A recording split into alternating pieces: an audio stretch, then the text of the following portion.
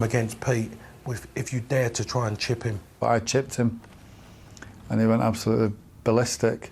He'd virtually get a hold of the ball and he'll kick it straight at you or hurl it straight at your head or something. He was nasty with that one.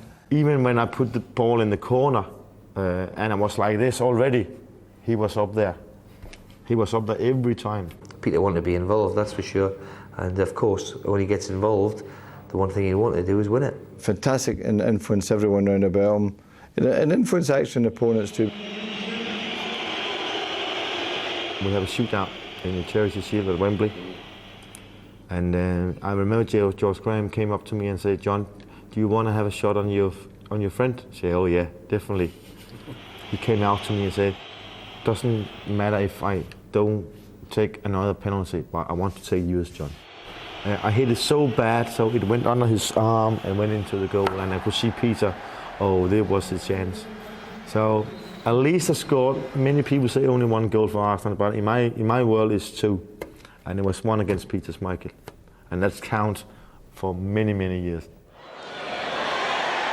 Allying fierce determination with masterful technique, Schmeichel had become the very blueprint of the modern goalkeeper.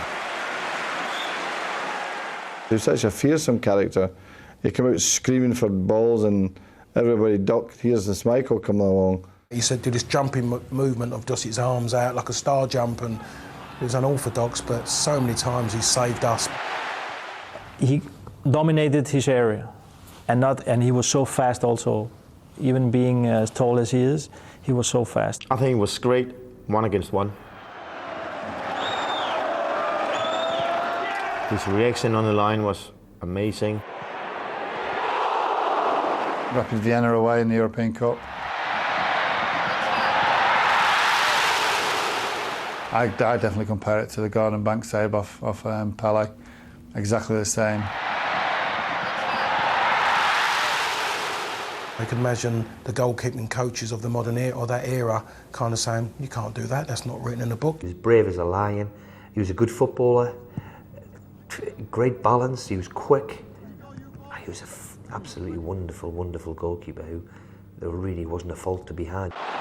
The world of football is one where actions speak louder than words. The world of Peter Schmeichel was littered with both in equal measure. We knew for 90, 95 minutes that the big Dane was going to be an absolute nightmare. You can't say, "Oh, please, will you?" because there's no time and they won't hear you. He was shouting a little too much sometimes. You can ask some of his teammates, but I never played in defence, so I don't know nothing about that. He wasn't too bad with me. I didn't get the brunt of it. Well, he didn't really pick on the little ones. Big Pally and Brucey, they used to get it all the time. Certainly Park's got a few bashes now and again. Him and Brucey, you know, they lived in the same cul-de-sac in Bramwell in Cheshire, and those two were at each other all the time. We all got it, we all knew what he was like. Sometimes he went over the top, but I rather prefer that than he just stood back and say nothing. I think most players kind of prefer the way that I was, because they knew I was there. They knew that I was engaged in the match. It meant something to me, and it was for 90 minutes. There was nothing after. There was nothing before, so that was just the way it was. He was more like, you can say, like a manager on the pitch. If it was very crowded, you cannot hear the manager on the sideline, but you can hear Peter on the pitch. And it was away from it that you get to know the real side of him. He's a fantastic musician. Peter likes music and he's good at something. He could play the piano and make the hair stand on the back of your neck. He was that good, you know. Let him concentrate on the piano or on the drums. Don't think, Peter. You cannot do that. Rock and roll. I came over, everyone says, first season is easy. It's what you do in the second season that's going to show if you're a good footballer or not. Schmeichel's second season in Manchester saw United claim their first league title in 26 years.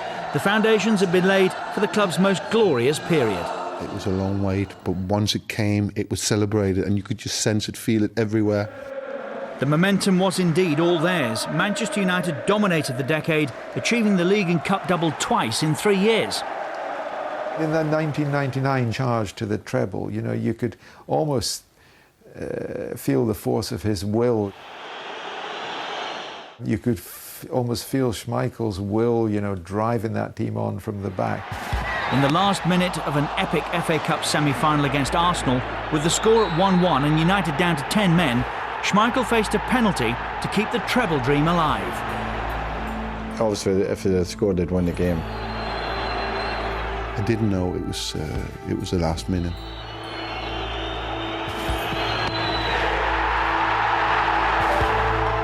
Obviously, it was a great moment for me personally, but what it did as well, it actually created one of the best and most memorable moments of maybe Manchester United history, the Ryan Giggs goal.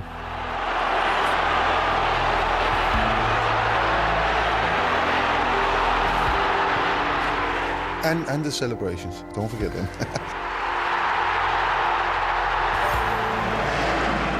United duly secured the league title before adding the FA Cup to the trophy cabinet. But there was still one more bridge to cross: Bayern Munich in Barcelona for the Champions League. In his final game for the club, Schmeichel captained the team, but United endured the worst possible start. A combination of good fortune and even better goalkeeping kept them in the game, and in stoppage time, Schmeichel took matters into his own hands. What a fitting way for him to play, you know, to come up for the corner that caused mayhem, really, caused so much trouble for him.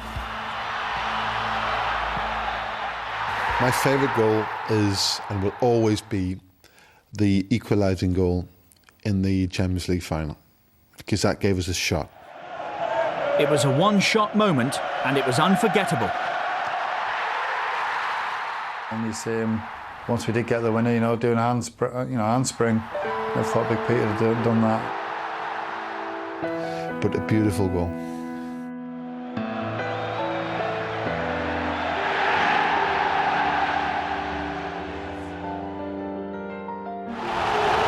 Yet another league title followed in Portugal with Sporting Lisbon before Schmeichel returned to England.